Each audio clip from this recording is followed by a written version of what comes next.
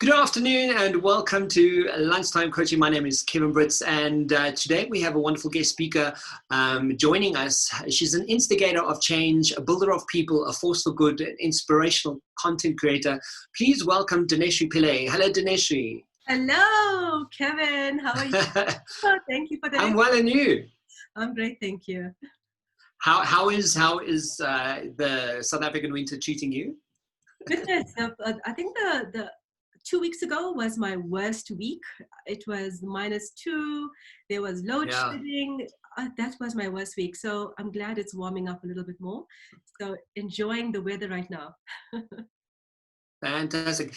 Dineshrie, so being, I've watched and follow a lot of your videos and your workshops and stuff that you do. Please won't you tell everyone what we are going to be chatting about today, and preface that for us so we sort of have an overview of where we're going to. Yeah, sure. So the backbone of all of this is I'm a qualified chartered accountant by profession and a fellow chartered management accountant by profession. I also am a distinguished Toastmaster. Now, why am I sharing all of this with you? Is because being technically qualified, at some point I realized for myself that it's not just sufficient to be technically good at what I do. I need to know how to present and how to communicate and how to get in front of excos and big audiences. And at some point when I started my own business, I'm in my own business now for 11 years, I realized the importance of speaking, whether it's for me to facilitate my training with my audience, whether it's for me to speak at large conferences for people to get to know me, and whether it's just doing online training videos to help my audience. So today I'm happy to be working with you and sharing my experience over 11 years worth of in my own business. And it's actually more than 11 years of speaking when I look at my personal life. And I'll be talking to you about presentation skills and the importance of it, especially now when everyone is presenting online. Fantastic. I think it's such a vital, important topic of discussion, especially now that what I've noticed is a lot of people being online, being forced to be online, they have a bit of a fear of the camera. They're not comfortable with being on camera. So it's for me, it's, understanding the concept of fear and how to overcome fear of speaking is a really fantastic topic. But before we get there, I want to sort of preface this for people. One of the questions we sort of have on the questions to ask list here is, how did I start speaking? Because everyone normally looks at a speaker and goes, well, it's because you have confidence, or it's because you were in that accountant role and you were this person, and obviously you'll be able to speak. But that's not necessarily true. Not at all. Not at all. So if I have to go back into my history of how I started speaking, and I actually had to dig very deep and figure out where this started, not only for my talk with you today, but because I'm also launching my book on presentation skills in mid-September. And the first intro to that book goes into my history of how I started speaking. Do you know, I went back and I actually got my first live audience back when I was 7 years old. Oh, wow.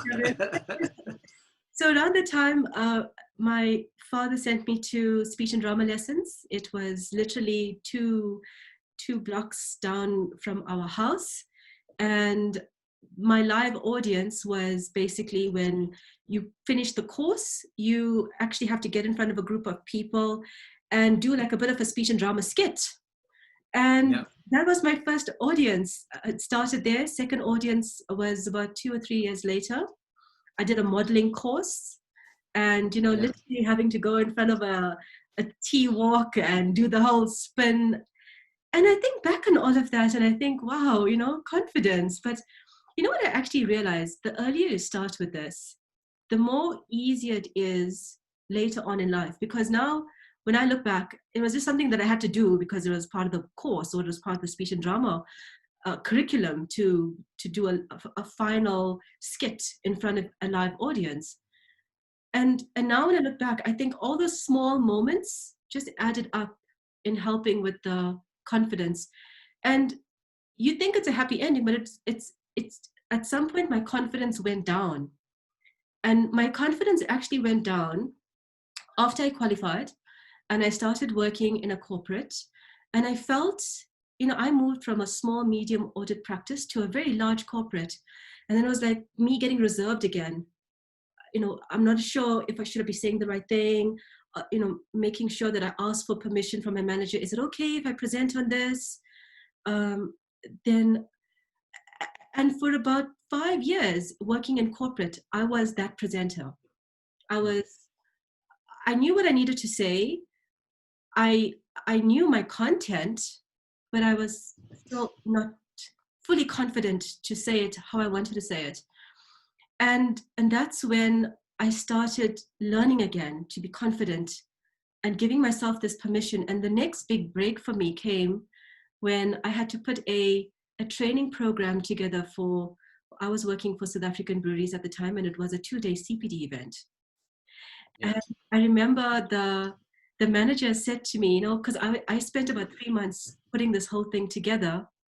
And eventually the manager said to me, but Dineshrie, you spent all this time putting this thing together. Why don't you present? Why don't you MC this event? And this came out of me being fearful. And at some point I said, you are right. I know how to present. I know the speakers. Why don't I do this? And Kevin, that was my break. The moment I did that 2 days as a qualified chartered accountant, I felt alive. I felt so, the sense of accomplishment that, wow, I was able to come onto the stage, introduce these people, say thank you, acknowledge them, keep the engagement going. And then this bug hit me and I never looked back. I'm so glad that you're sharing a story, because I think what a lot of people don't realize is that's part of presenting. Like I remember a story that I so much relate to is, when you mentioned 7 years old. For me, I was also a young child, and my mother kind of realized that I could sing, because a large part of my background is singing. And she kind of shoved me in front of people and said, sing. Just sing that thing you were singing on Sunday. And I was like I was completely overwhelmed by just standing in front of people and just singing. And suddenly part of your brain creates that strategy, to going, well, I'm actually quite reserved and I'm a quite private person. And suddenly you get flung in front of people and you go, well, perform. Your brain's, you go through a bit of shock. And I think that's such a beautiful thing on everything you're doing. It's really understanding, how do you go from that position to how do you go into being able to stand in front of people, and storytelling, and correct me if I'm wrong, but from teaching this, storytelling becomes a really vital part of being able to present and speak to people. 100%. But first, before I answer the question, I didn't know that you sing. So that's a side. I must try. Yeah, no, I used to sing. I've sang all my life. In my 20s, I actually used to be part of stage performances and do a lot of barnyard theatre stuff. And I released an album in 2005. So it's like, it's a long time ago. But but I know exactly, when you say that fear that you have to get to, and just like, okay, suddenly you get to that alive space. It's such a beautiful thing that you do experience. But carry on. I'm glad that you brought up the storytelling aspect. So later on, when I started my Toastmasters journey, along the way, I learned the importance of storytelling. And the reason why most people are fearful of speaking is because they're trying to be too perfect. They're trying to compare themselves to someone else. And that perfectionism holds them back from just starting. So what I say to people, it's not about perfection. It's just about starting. And just get out there and start. Yes, you're going to have failures. You must embrace this, embrace the failures that come along with it, because that's how you learn and grow. And when I learned the importance of storytelling, that's how I started becoming a natural speaker. So there's a fine difference between being confident and being relatable. because I find, Yes. you know what I mean? You know what I mean? So, but Yeah. It's so true. It's so true. Smiling, I think you know what I mean. So you can come up there and be confident and you project well and you know your content, but you're coming across as over-rehearsed, over-scripted, Yeah. theatrical. And no one relates to over-scripted, theatrical speakers. People relate to conversationalists, natural speakers. So how I speak to you is how I should be relating to you when you're on a stage. Natural, no theatrics. And once you embrace conversation and natural speaker, then you bring in storytelling. So why am I sharing this? Because at some point I was confident, but I was too theatrical and too perfect. Like, got my words right. It's just too perfect. And so at some point when I learned to bring in stories and I started sharing stories about my life, like how I'm sharing stories with you now. And I find that when people hear the background, they don't see the perfection of distinguished Toastmaster, author of a book, They see a person that they can relate to. And the story connects and binds me to you. They're like, oh, okay, she did that, okay. So I can do this again. And so every presentation that I do now, I incorporate storytelling, because even though an audience might know me, they might not know that aspect of me. And just that extra story connects, it binds, it relates, it creates testimonials, and it creates such the awareness of the person as a whole that it just makes your presentation alive. I love the way that you preface that, but one of the things that you also mentioned now is confidence, and the sort of external kind of idea that we have about confidence, and it's part of the coaching that I often do with people is specifically on confidence, because very often people put confidence outside of them, and they kind of go, oh, let me try and cultivate this thing and stand in front of people and present, for example, and let's see how they respond. When confidence is actually, it's a state that you find yourself in. It's an internalized place that you really got to connect with. It's not an external reference that you can get feedback, you can get people giving you advice on stuff, but confidence is never something that you get outside of you, right? 100%.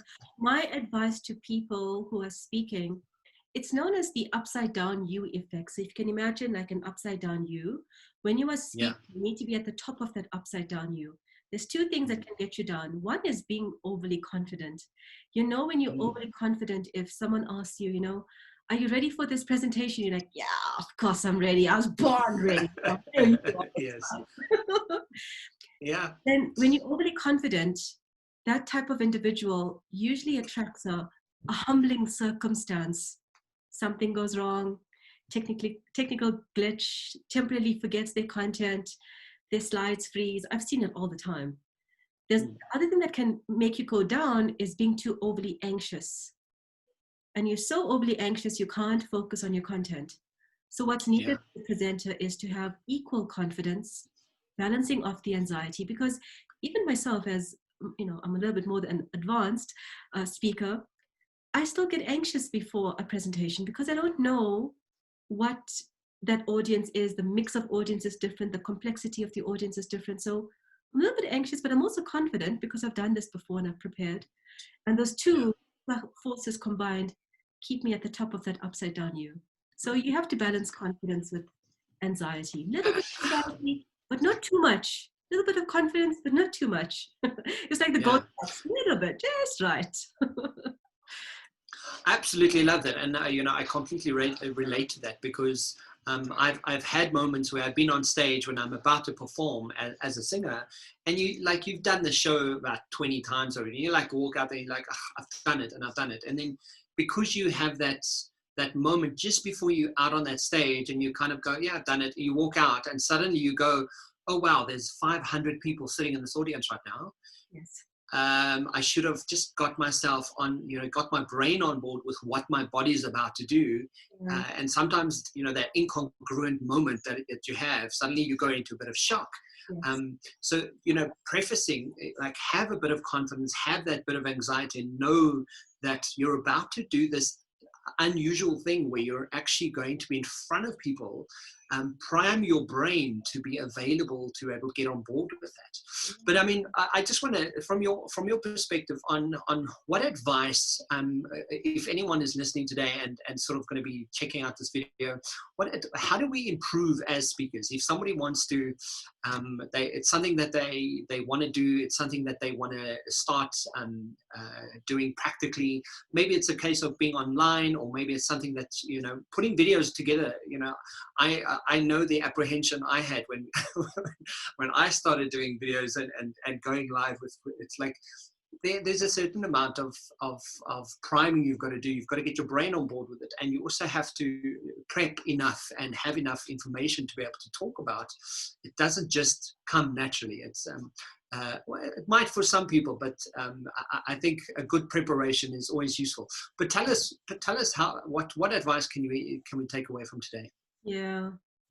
The first premise to speaking is that speaking is a privilege. When you understand and acknowledge and accept that speaking is a privilege, someone has come to you to ask you for advice, and they're asking you to put out a video to help them. That's a privilege, because that means that you have certain skills, experience, and background, and they've asked you to speak, not someone else. It's a privilege. So with that privilege comes a responsibility to share your message, to see your body as a conduit of a message, to practice, to prepare, and to rehearse. And that means you need to be a selfless speaker, not a selfish speaker. A selfish speaker is one who thinks of their own needs and thinks of their own fears, and doesn't think of how their message is a conduit, how their body is a conduit of a message. I watched this interview a few years ago with Oprah Winfrey, and there was a line that stuck with me. And she said, someone asked her, like, why do you do what you do? And she said, I just see my stage and my studio as a conduit of a message. I get the greatest speakers on, and I do that so it's a conduit of a message to help my audience. And I love that, because it reminds me that every time I get in front of an audience, it's a privilege. So when you mentioned before, you have done it before, you've sung before, it's just another audience. It's not, because that mix of audience is different. The groups of people is different. And that's why every time I get in front of an audience, even though I've done this content 500 and more times, I know I will not get that mix of people again, like that particular person sitting next to that other person again. It's only this one moment in time, which is why I need to see my body as a conduit of that message.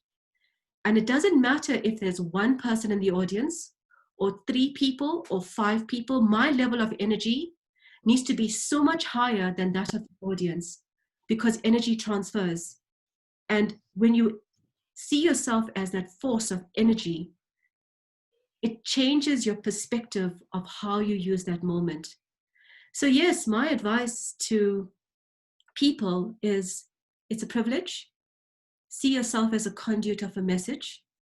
Start speaking. It's not about perfection.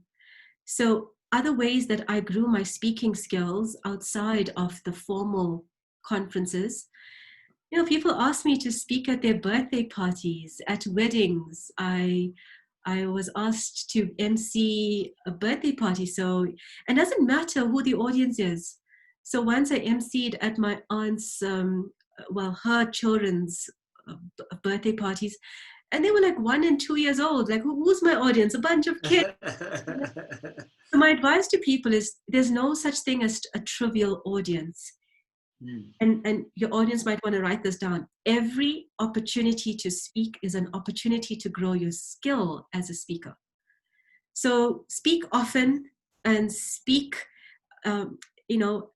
speak often, and don't say no to speaking, because every time you say no to speaking, you're saying no to growth.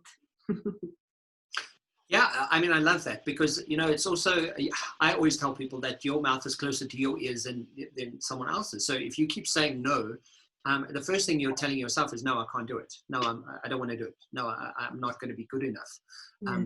But it's such wonderful advice. Can you, one of the questions that is here, can you rate your skill at impromptu speaking? I think Tell us more about like impromptu speaking. How do you rate your skill when you suddenly go, okay, cool. Quickly, put something together for us and rate yourself. How do we do that? How do we wrap our brains around it? So are you asking me to rate myself or just general? No. So if I was an impromptu speaker and suddenly it's something I need to sort of rate myself on because it's not something I necessarily do. How do I rate myself? What are the things I need to look for? Your ability to be able to speak on an impromptu will help to elevate your skill as a speaker. And why do I say that? There was a time when I was building up my skill as a speaker. And what I used to do is play these games, driving on the freeway, and I used to see these billboards and the taglines in there. And then I used to ask myself, okay, can I do a mini speech on that tagline and come up with that within 30 seconds? So what's a mini speech? It must still have an opening, body, and conclusion, and it must be between 2 and 3 minutes, and it must make sense. So that is how I built my skill as an impromptu speaker. And why it's important is because sometimes when you are becoming more skilled as a speaker, there is a need to suddenly learn to speak on the go. You might be doing something during the day, and then maybe your manager will call you in the afternoon and say, hey, you know what, I'm not able to fill that meeting. Can you please fill in for me? So your ability to conduct these impromptu speeches is not only good for your career, it's good for your brand credibility. It enhances your confidence as a speaker.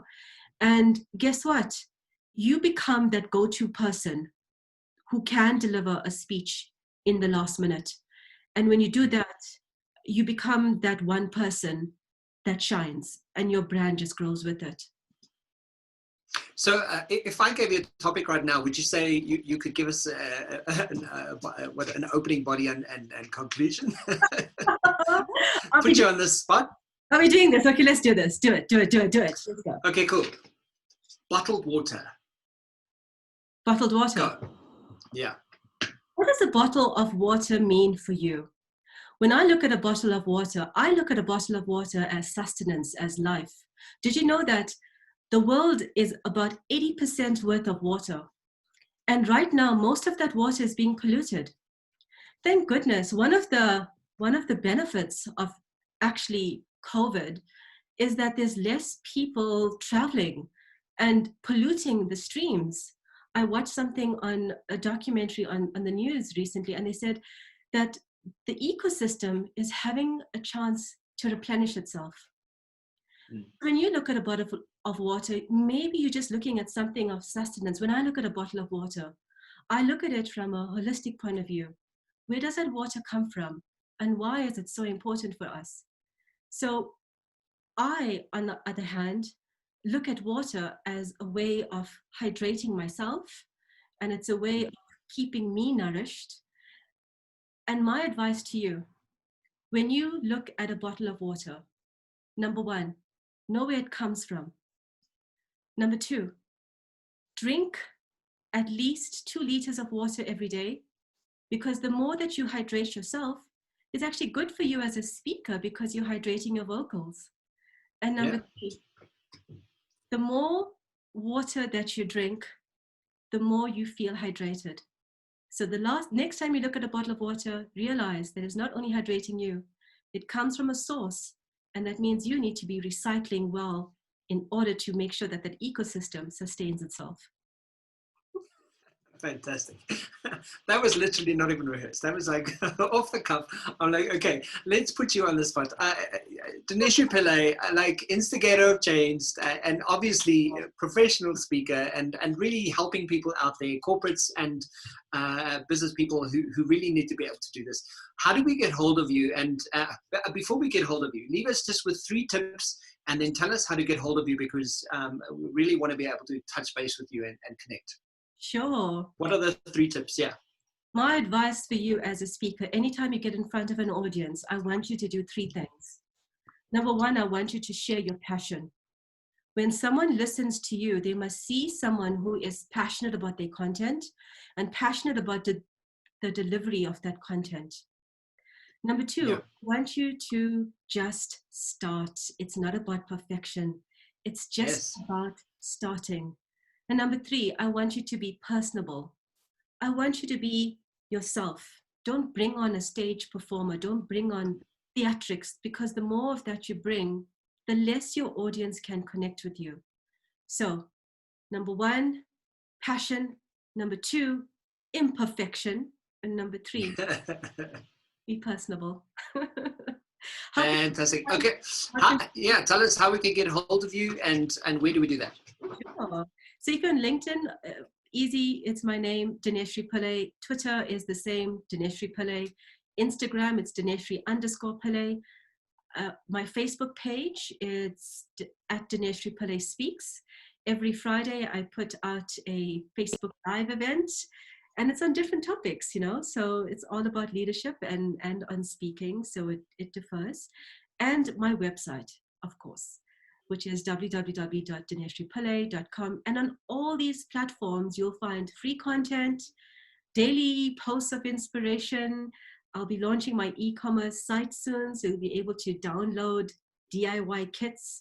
My book on presentation skills is coming out. My online training course on presentation skills is coming out soon. So stay in touch with me on the social media, and then you'll be more than kept up to date with the new content that I'll be sharing with you. Fantastic. Dineshrie, it's been such a pleasure. I'm just going to leave us with a nice quote that says, self-confidence is the first prerequisite to great undertakings. And Samuel Johnson said that.